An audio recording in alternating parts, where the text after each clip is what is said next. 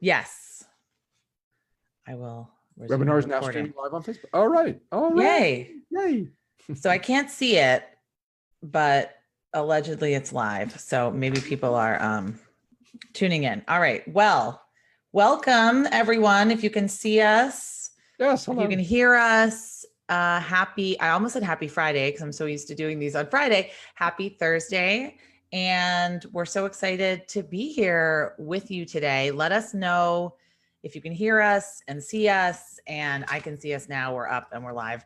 Just let us know where you're watching from, how you're feeling today, what you're struggling with, what you're working on. So we'll let people get in and get comfortable. I'm really thrilled you decided to spend some time with me this morning and my very special guest, who I'll introduce in just a moment.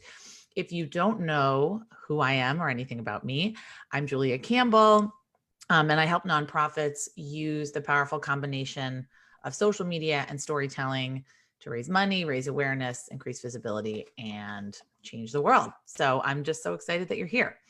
One announcement before we begin: my online training program for nonprofit social media managers, it's going to be opening again in September. It's Social Media for Social Good Academy 2.0. It's new and improved. It's tightened up. It's basically the best work I've ever done. And it's not a bunch of recorded videos. You'll be going live through the course with me for 5 weeks. If you want to learn more, go to the top of this Facebook page, click on the cover photo, and sign up for the early interest list, and you're going to get all of that information sent to you. Okay, let's see. I can see us.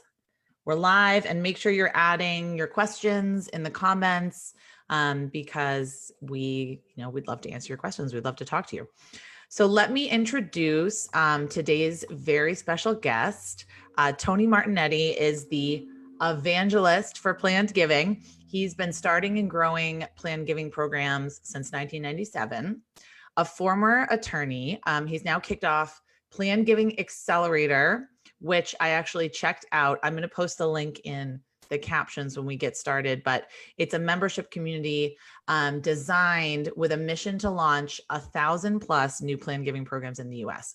So that's plannedgivingaccelerator.com. You also might know him as the host of Nonprofit Radio. And Tony, welcome and congratulations on 500 episodes. Thanks so much, Julia. Yeah, how does that feel? It's good to be with you. How does it feel for 500? It feels unbelievable Yeah. that I've been doing nonprofit radio for 10 years. July of 2010, we started. It feels great. It's still sort of unbelievable though. Yeah. I know, 10 years. So I just listened to your episode. It was just released July 31st. And it's so funny because I felt like all of you were live in the studio, but you were all on Zoom, but it felt like this really neat family reunion. Good. It is. Yeah. Every 50th show. So every July we get the group together. Claire Meyerhoff is the executive producer. Nice. Or creative producer, I should say. And Scott Stein, who plays our theme song. Yes. Cheap Red Wine, right? Cheap Red Wine. I love that song. He always plays something else too. Right. Yeah, he's so so we got his high quality keyboard because he was home instead of his traveling keyboard, which he's brought to the studio every July before this one. So it's great fun. Yeah, and we had a listener on telling how she got into nonprofits and sharing how much nonprofit radio helps her. Mm-hmm. It's wonderful. I'm sure we have a lot of fans today of nonprofit radio. And for those that don't know, I actually worked for Tony for a year doing his social media. And yeah, that was pretty awesome. And that really helped me hone a lot of my strategy skills and a lot of, and actually really so you were practicing, you were practicing on me? I was practicing. Yeah. But what was great about it was it really exposed me to a group of people I would never really have known a lot about because I had to know a lot about the guests. I had to help promote them. I had to learn about them. Mm-hmm. So, I mean, I really did. I learned quite a lot and made a lot of great connections, or at least got a lot of great resources. So I understand. Thank you. Yes. Yeah, so you practiced on me. I did. I helped you build your network and then you left. Yeah. And then I left. I'm glad to have been a stepping stone. Yep. So yeah, and then now I don't actually do social media management anymore, but Of course, now you're the you might have been my last client. I don't remember, but I don't know, it was a really good learning experience. So today we're talking about a topic that is very like off brand for me a little bit. But what I want to say to my audience is that while I focus on digital tools, I still think that the principles of fundraising apply. And I also think that fundraising is like a four-legged stool, right? So you need all of these different revenue streams. You can't just rely on one revenue stream to kind of keep you afloat or hold your stool up, because if one leg gets knocked out, then at least maybe you still have three legs, right? So I think planned giving is something, I know when I was a development director, it was definitely something that seemed kind of scary. And I felt like I had to read a bunch of books and my nonprofit was too small. And we're going to debunk each myth like step by step by step. But why don't we just start out, Tony, telling people what is planned giving, and why should small nonprofits care? Why should it be on their radar? Planned giving is, well, I have no idea. I really, Yeah. I'm just jumping into this. Planned giving, it's a method of fundraising where your donors are more considering their own long-term plans, their estate plan and their retirement plan, their long-term plan for their loved ones, and how your charity fits in. So it's much different than writing a $500 check or even a $50,000 check or even a $500,000 check. It's different than those. People are typically giving out of assets more than available cash, and they're considering their long-term plan for their loved ones and how you fit in. The other thing that distinguishes planned giving that you want to be aware of at the outset is it's long-term fundraising. This is not money that's going to pay the salary budget in the coming year or pay for the capital plan in the next 5 years.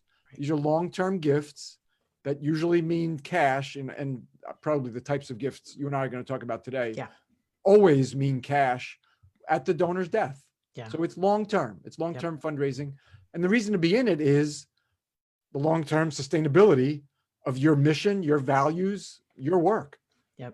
Planned giving helps build endowment, keeps your work going for decades and generations through an endowment that, is essentially that savings account that you just spend a little bit of each year, sometimes the income or maybe not even all the income each year, but it's a perpetual fund that keeps your work going. Yeah, I read a statistic on your website on the Planned Giving Accelerator. It says the average charitable bequest in the US is about $35,000. And I think, you made a great point when you said those gifts add up and can serve as a foundation for long-term financial stability. The other thing that when I think about planned giving, I think about how powerful it is, because you really create that relationship with the donor where they say, I want you to be a part of my legacy. Like, it's really powerful. So now, we've hopefully piqued your interest. If you're a development director that has no idea, when I was a development director, I remember I didn't know any of the terms when I started my first job, and people would throw things around like major gifts and planned giving and capital campaigns. And I had to learn it all like on the fly. So I'm really hoping that for people that are, have their interest piqued or don't know as much about this segment of fundraising, that, we'll give you some good, helpful, and, practical information today. What was that, Julie? What was that organization you were director of development at? Shout it out. Oh, I've worked at a bunch of organizations, but my first director of development position was at a domestic violence shelter, Transitions Family Violence Services in Hampton, Virginia. And I worked at Boston University at the African Presidential Center doing development. I've worked at Cambridge College. I've worked at just a ton of different organizations, but that was my first, I had development director on my business card. And I had no idea what I was doing at all. None. So. Well, you have a lot of empathy. I did. I mean, I had some idea. We're struggling. Yeah. but I learned everything via Google Books, and just, I don't know, on the fly. Like I have webinars, things like that. But I don't know why we didn't have a planned giving program when I was there. I was on my list to start, but that was one of those places where the fires to put out every day was like, just, that was all that we did every day. We lost, it was just, anyway, I love that place. I think they're fantastic and they're still there. And I'm even friends with some of the employees on Facebook. So maybe they're watching right now. I don't know, but I understand the plight of the overworked development director for sure, with 10,000 hats. So I always like to learn new ways to, to make my organization, or even, right now my clients, sustainable. So for me, I like to have all the information, and then I can kind of say, okay, maybe this is a plan for 2021, or maybe this is a plan for, next month, or maybe there's a board member that can take it on.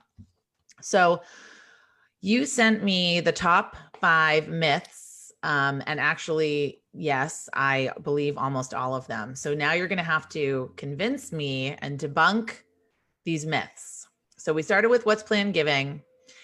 Well, I don't know if it's number 1 myth, but it's the first on my list.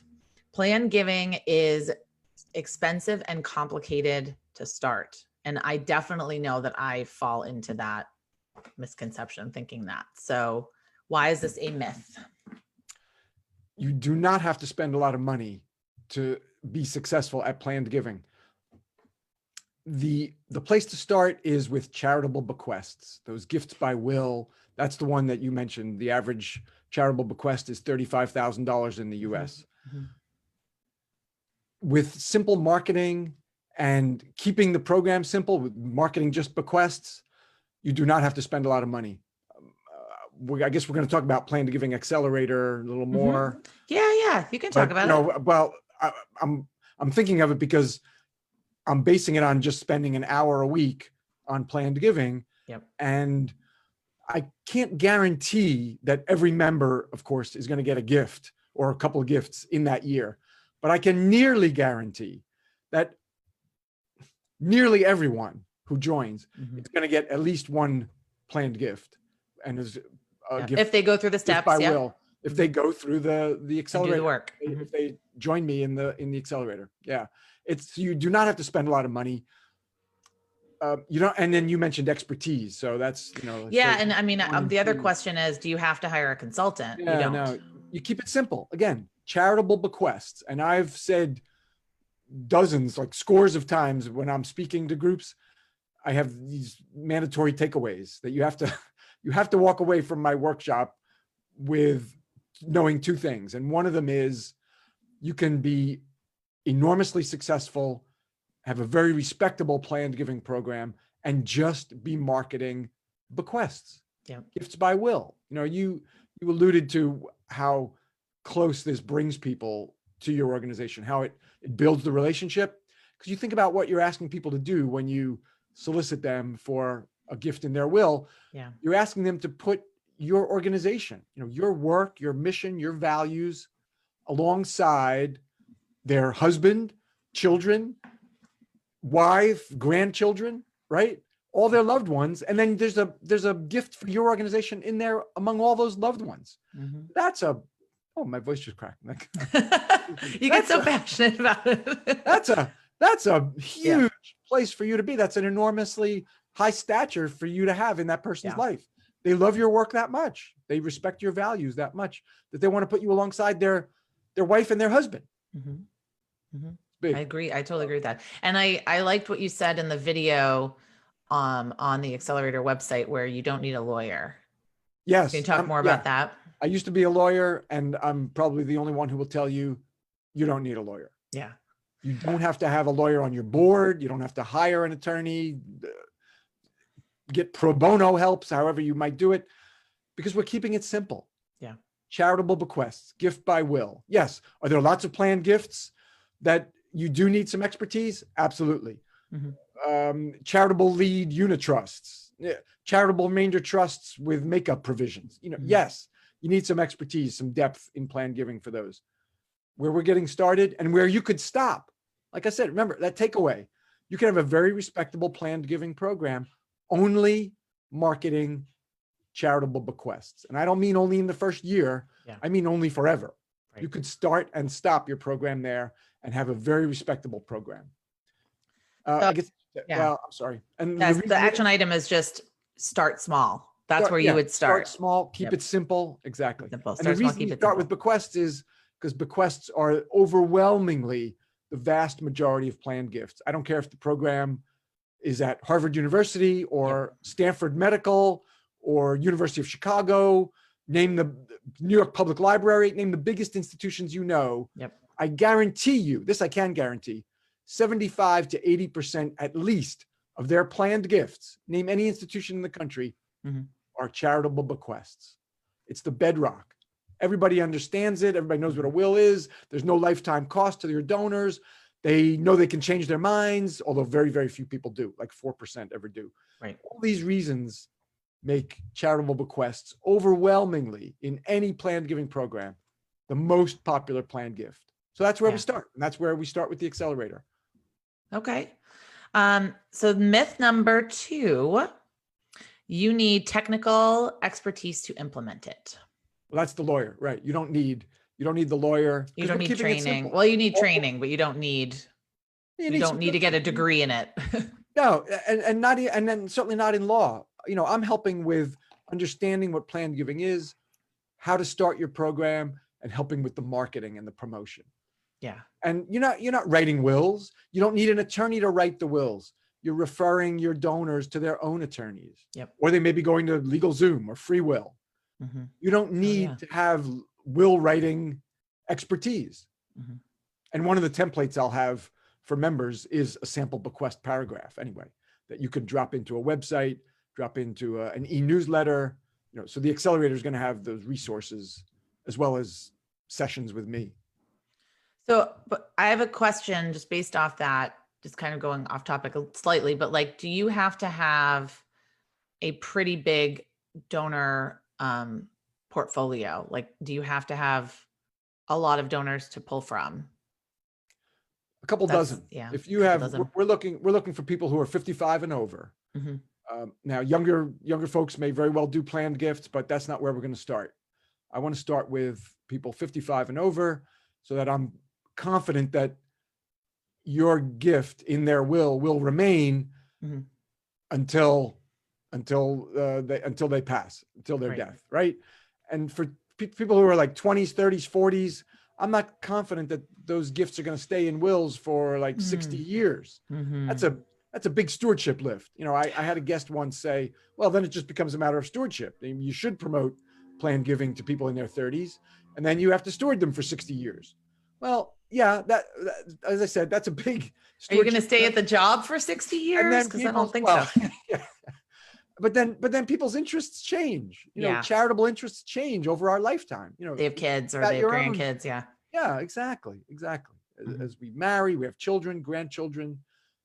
So I'm not saying never promote to folks under roughly 55, but that's the community of potential donors that I definitely want to start with. Yeah. So you just need a couple of dozen. If you've got a couple dozen, you can get some gifts. If you've got 1,000 at that level, then you've obviously got a lot more potential. But do you need like a database where do you need like a wealth screening database? No. Okay. If you have it, that's fine. But I'm going to help members understand who the right prospects are. You don't need a wealth screening. No. Yep. No. Okay. Awesome. All right. And this is a big one. Number 3 is a big one. A planned giving program will detract and take away from our other fundraising. Oh yeah. That's efforts. Such nonsense. Yeah. Big myth. Yeah. It builds relationships. It deepens relationships with nonprofits. Routinely, I have seen planned giving donors, they make their commitment by will. They tell us, my clients, the organizations I've worked with, that yes, I've put the organization in my will. And I've routinely seen annual giving increase, major giving increase. Now, does it happen every single case, every single person? Of course not. Nothing does. but I've seen it routinely happen. And you don't have to just rely on you might say, oh, Tony Martignetti, anecdotal. He's only been doing this since 1997. It's anecdotal, 23 years worth. Russell James, Professor Russell James, Texas Tech University, I think. He's got research that proves this. In the study that he did, the annual giving increased, I think it was by like 44 or 45% among people who made planned gift commitments. So wow. There is scholarly research behind this. Plus there's my 23 years of anecdotes. Right. So yeah, I mean, that brings up an interesting point, because that's also a question around like capital campaign donors or, major donors. Do you ask them for other gifts in between? So, I mean, I wouldn't even know where to start with that, but I guess you cover that in your program, like how to know when to ask and what to do and how to steward. And yeah, because we've got top prospects for planned giving, and then we've got the larger pool of potential donors. So your top prospects, right? You might have an ask on the table. You may have already solicited them for a $500,000 campaign gift or whatever. Okay, so this may not be the right time for that person, or maybe it is. Yep. Or when they come back and they object to your $500,000 ask, maybe then you can put some of it into a planned gift. Yep. You can say, well, all right, so if you're willing to do $325,000 now after we've asked for $500,000, could you put another $175,000 or $200,000? Of course, this is not the way you ask. Sure. 175 or 200. Maybe make it 195. Whatever. Yeah. Right. This is you and I and the audience. We're strategizing. We're strategizing around a top prospect. What would you then ask them to do in their will? Okay. So what planned giving then does is add another dimension to your solicitations. Now it's not strictly an outright ask. Now you've got another dimension to it. Yep. So we can play with the balance. If they don't like the outright number, maybe more can go to their will, right? You don't necessarily do it dollar for dollar, because the gifts in the will are future dollars, but it gives you another variable to discuss with donors who push back on your asks. Oh, wow. Interesting. Oh, man. Look at you smiling and everything. I broadened your understanding. It's just been, for me, so long since I've actually like sat down with a donor and asked, like been the fundraiser, the person that's actually doing the asking. It's been a long time. So it's wow. Like it's really intense, but it's really important work. And I like to support fundraisers, but oh man, like doing that major gift strategizing. I remember doing that. Wow. All right. So we're moving right along. This is great. Let's do number 4. It's only for wealthy donors. Only wealthy donors want to do this. When I speak, and we don't have any wealthy donors. That's another thing that you hear all the time. Yeah. Well, that's then you got a bigger problem. The second, remember I said I have 2 mandatory takeaways whenever I speak. The second one is planned giving is not only for your wealthy donors, period. People of very modest means can easily leave you a gift in their will. And even at the average of $35,000. This is something else I've seen routinely. We find out about a gift from a client, and we go back and look at their CRM and see what the giving history has been. So often, $10 a year, $25 a year. And they've been doing this for 30 years, sometimes multiple gifts per year. But at like the $10 level, the $25, $30, $50 level, and they've given 75 gifts, over the past 30 years or something like that. You have people like that in your file, and they make enormously good planned giving prospects. They're thinking about you every single year. And even if it is only $10 a year, and they've been doing that for 15, 20, 25 years, that's a great planned giving prospect. Those are people of modest means.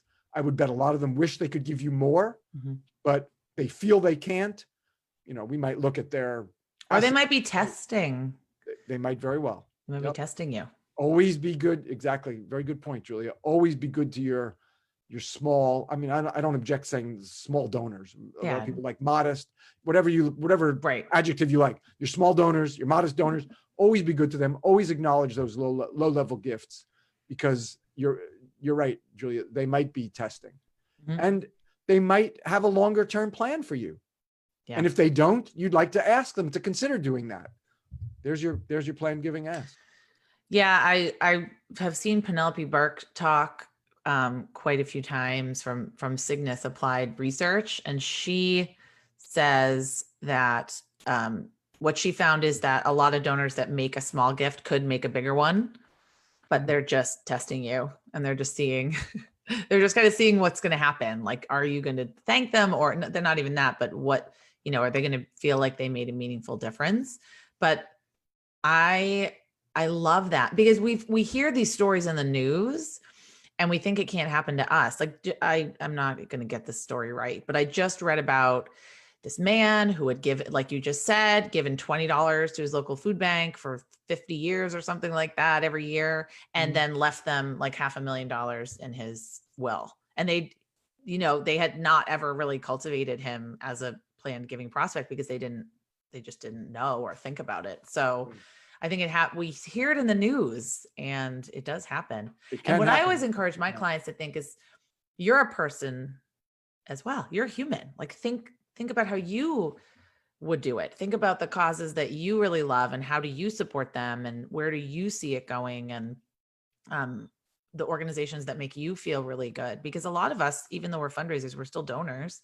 We're still members of associations and members of the community. So thinking about, how you are made to feel by the organizations that you support, or the missions that you're really passionate about. So I try to think about it from that way. But it's so hard now when you're a donor, when you know how the sausage is made. You're like, it's hard. In the accelerator, we're going to capture those sort of millionaire next door stories, because Nice. we're going to focus on people who are those loyal donors.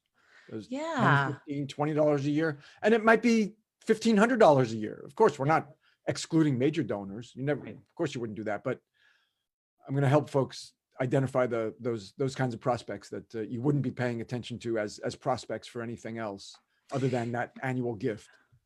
And Stephen Shattuck calls those the what is he called? The uncut gem donors, or the hidden gem donors. The ones where it's like, oh, they're a monthly donor, but they made that 13th gift this year. Or they've been giving forever, or they're doing something a little bit above and beyond the ordinary. Maybe they ran a fundraiser for you, you never know. So that's really important to be aware of those people. All right. Well, so number 5. Okay. Especially right now in the current climate that we're living in, how can we talk to donors about planned giving? Because it's basically talking about death. So I'm just going to be devil's advocate. I don't want to talk to my donors because I don't want to talk about death. Right. That's the myth. It's not talking about donors' deaths. Right. It's talking about how their gift is going to sustain your mission, your work, your values for decades and generations to come. So we're talking about the sustainability of your work.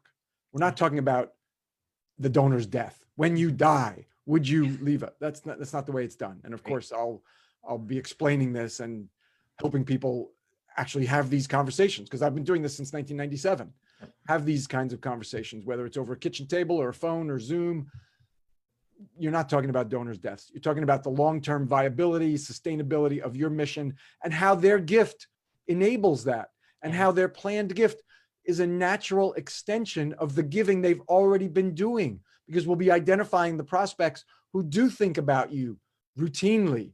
This is just another extension, or an extension of the giving they've already been doing for years and maybe even decades, the types of donors we're talking about. So it's not a conversation about death at all. It's about the long-term viability of your work and how their giving fits into that, and how it's their planned gift is an extension of what they've been doing for decades. It's a conversation about legacy. It's like, it's your legacy. It's there are people who what you look want to at leave it as, behind. yeah. what you A lot want, of, a like lot of, what you want to be remembered for. yeah, Or a lot of maybe, people, maybe you don't want to be honored. Maybe you just, maybe you want to be anonymous, but some people probably want to be honored.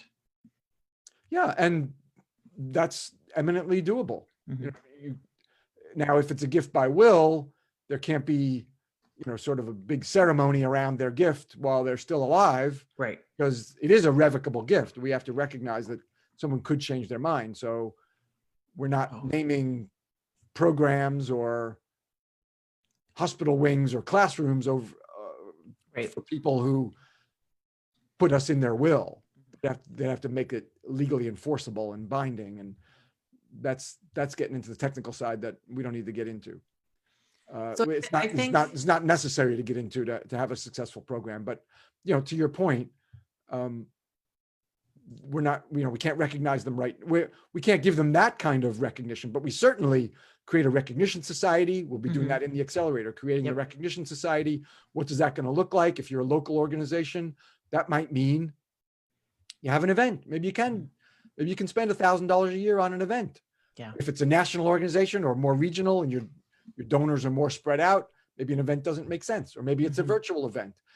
Even without events, take events off the table. You can have a very gracious recognition society that routinely thanks your planned giving donors, just the way you have a recognition society to thank the people who give at different levels.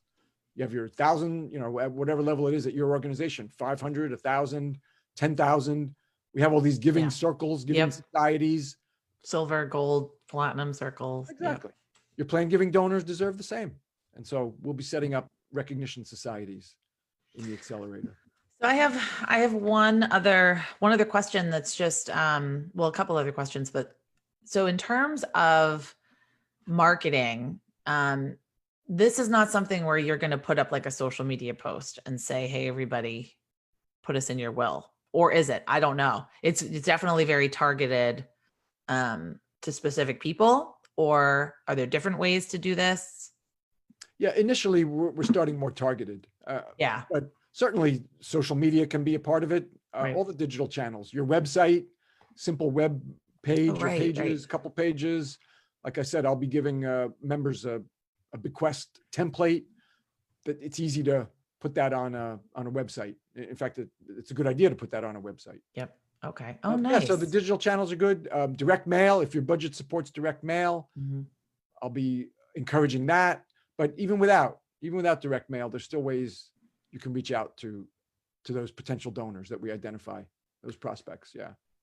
All right, great. Well, let's see. So I want to give you an opportunity to talk about your program. I think we answered a lot of questions, but why did you develop it? Why did you start it? Who's it for? Like the who, what, when, where, why, and how. I created Planned Giving Accelerator to help small and mid-sized nonprofits get their planned giving programs started. I want to see 1,000 or 1,500 new planned giving programs in the US. We're going to, like I said, we're going to be starting with charitable bequests, like you and I have been talking about. The average bequest is about $35,000. And when we scale up these programs, these new programs, they each get to say 100 gifts. That's about $3.5 billion new dollars for US nonprofits. That's what I want to see. I want to see planned giving explode. So I want to see a whole bunch, like I said, 1,000, 1,500 new planned giving programs. That's what we're going to be all about in the accelerator. And I've always been focused on small and mid-sized nonprofits. So I'm going to That's who it's for. I'm going to make, absolutely. That's who Nonprofit Radio is for. Yep. That's what my consulting has always been for. That's who Planned Giving Accelerator is for. I'm going to make planned giving easy, accessible, and affordable. That I can guarantee. Nice. I love it. I love anything that will help demystify and give small nonprofits clarity and confidence in something, because there's so much information out there. We're in information overload. We're in Google overload. I know for my clients, it's sort of like, okay, Julia, I subscribe to 75,000 newsletters. I've taken 20,000 webinars. I still have no idea like what I'm doing on social media. Like just hold my hand, walk me through it, give me the process, give me the step-by-step. And that's what I need. So any way that you're doing it for your community. Exactly. So any way that other, when other consultants, other people in the space are creating these programs that are affordable and accessible, I'm really happy to support it, because I don't know. I just think that you can't really rely just on one stream of revenue. No, absolutely not. You need that multi-legged stool, like you said. And I have something too for folks. Yep. All right, maybe, you can put a link in the comments if you want.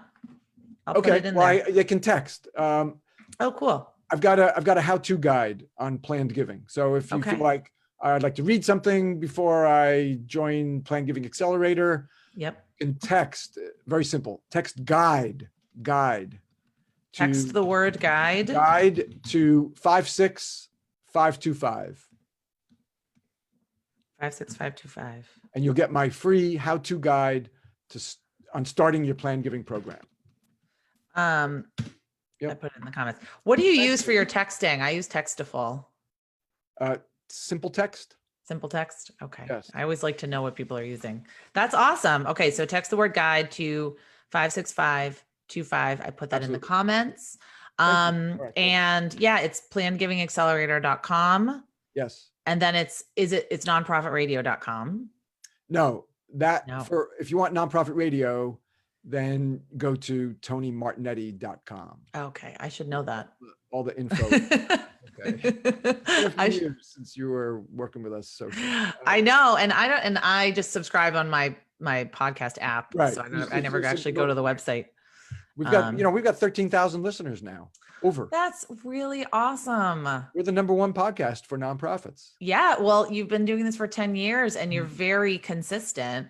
I was really sad that we couldn't, do we did our recording over Zoom, but I was sad about NTC and not being able to, get together. And I know you got that, that's such an awesome wealth of information of people, but hopefully smart people like you. Yeah. Yeah. All right. Well, thank you so much. Thanks so much. So I think that's it. I don't like to go too long because I know people's attention spans are completely shattered at this point, but thanks everyone. And you can always watch the recording here. It'll be up and you don't have to do anything. You can just rewind and watch the recording. If you want to learn more, just, go to my Facebook page and go to plannedgivingaccelerator.com to learn more about Tony's program. All right. Well, have a fantastic day, everyone. And I will be doing office hours tomorrow at noon. So that's just send in your questions. I already have a list of about 10 questions that I'm going to be answering. But if you have some questions for me, I will be live tomorrow at noon. Same time, not same time, same place, but same place. All right. Thanks, everybody. Thanks, everybody. Thank you, Julia. Thanks so much. Tony.